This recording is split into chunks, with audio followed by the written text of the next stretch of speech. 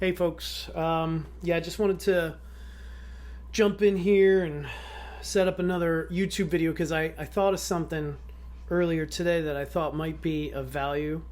I've seen it a couple times in other YouTube videos, or I've read it in different articles. It's the notion that sometimes done is better than perfect, right? I don't know, that might be a little bit controversial to some, artists when talking about art or music or whatever their art is, sometimes done is better than perfect. Lots of times, I think we as musicians spend so much time and so much energy on trying to write the perfect song, or at least try to make the songs that we're writing as perfect as they possibly can. We think like, I kind of like the melody, the chorus. I don't like this particular chord, or I can't come up with a bridge for it, or I came up with a bridge, but it doesn't quite sound right. I don't know. It's just, and then, it may take days, weeks, months, maybe even years to finish a song. I firmly believe that done is better than perfect. I feel like this is how we grow as artists. The very first song I have ever written, it's called I Miss You. It's available on Spotify and Apple Music and everywhere you stream music. It's about I started writing a song when my dad passed away. I know. Firm Grip. If you're familiar with Firm Grip, that's a song about my dad written from his perspective as an alcoholic. This song called I Miss You is the first song I've ever really written, and it came out after my dad passed away. Quite literally, this song took probably 10 years to write, right? Because I didn't really 100% like certain aspects of it, or thought it could be better, right? I thought like, this just sounds like some dumb kid writing a song. When in reality, I think that's all kind of like what's good or not when it comes to art is all subjective, right? What you think might not be great could be the exact thing that somebody out there needs, right?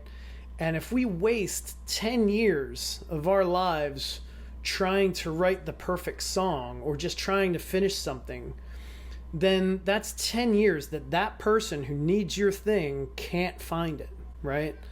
I'm not saying that, every song we write we should throw, we should release into the world, right? I mean, I heard Rick Rubin say in an interview one time, and I think it's in his latest book, that like it's got to be at least good enough for you to feel comfortable sharing it with the world. You may think this is not the greatest song I've ever written, but I'm okay with other people hearing it, right? And I think that's really the key. Now, what I do is I write songs. I have lots of ideas. I do have lots of unfinished songs. I have lots of unfinished ideas that are like in my voice memo in my phone. I think a lot of us do. But when I really commit myself to like, all right, Dave, sit down, write something or finish it or whatever, I can get it done. I can get it to a point where I think, yes, this is good enough to release to the world, right? Not that the world's listening, but you know what I mean, right? Maybe I'll listen to it a couple weeks later or whatever, or, I'll listen to it sometime later, and I might think like, I could have maybe doubled the vocals on this, or I could have put in a little, guitar part here or something, right? But you know what? I'm not going to pull that song off of the streaming platforms and redo it. I'm going to write a different song, or if I've got a song written already that still needs to be recorded, I'm going to use those techniques that I thought I should have done in the previous song to put in the new song. And every song I make, I like to think is a little bit better than the last one, whether it's lyrically or musically or even just the recording of it. This can apply to, I talk about music because that's kind of my art form, if you will. I'm also applying it to these YouTube videos. As you can see, and I've mentioned it in previous videos, I don't have a fancy YouTube studio, right? I am here in my apartment making the best of what we've got. I don't have one of those fancy lights and all that stuff. I'm literally standing in front of the window of my apartment to get some natural light in here, right? Am I going to sweat it, right? Am I going to say, oh my God, my videos don't look like everybody else's? How many other YouTubers can you see the popcorn ceiling, right? So... But you know what? That's not going to prevent me from throwing something out there, right? Hopefully, the words that are coming out of my mouth and the message I'm trying to convey is something that you'll find value in. It'll get better little by little. Every video I put out will hopefully be better than the next one, right? That's my hope. And if I manage to put one out once a week, think about it. A year from now, that's 52 videos. 2 years from now, 104 videos, right? I think by the time I get to video 104, I'm going to be pretty darn good at least making them, right? Hopefully you'll still want to hear the stuff that I have to say.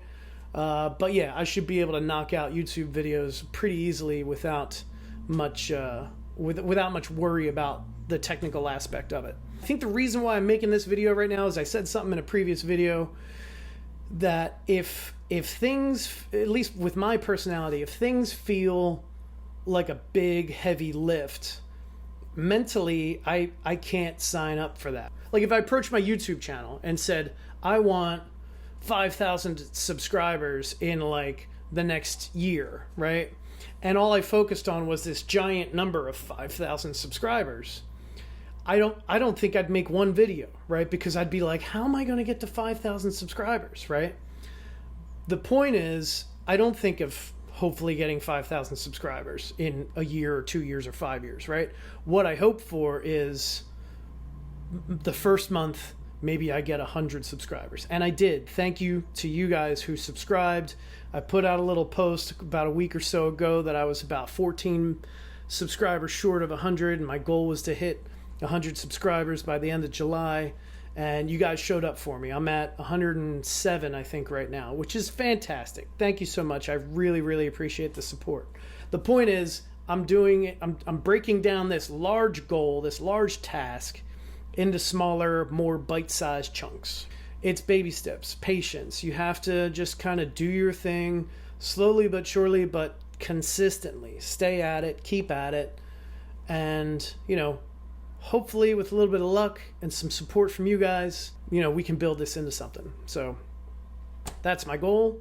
Just wanted to share that with you. Thank you very much for listening. Don't forget to like and subscribe and hit that bell for notifications. Thank you very much and enjoy the rest of your day.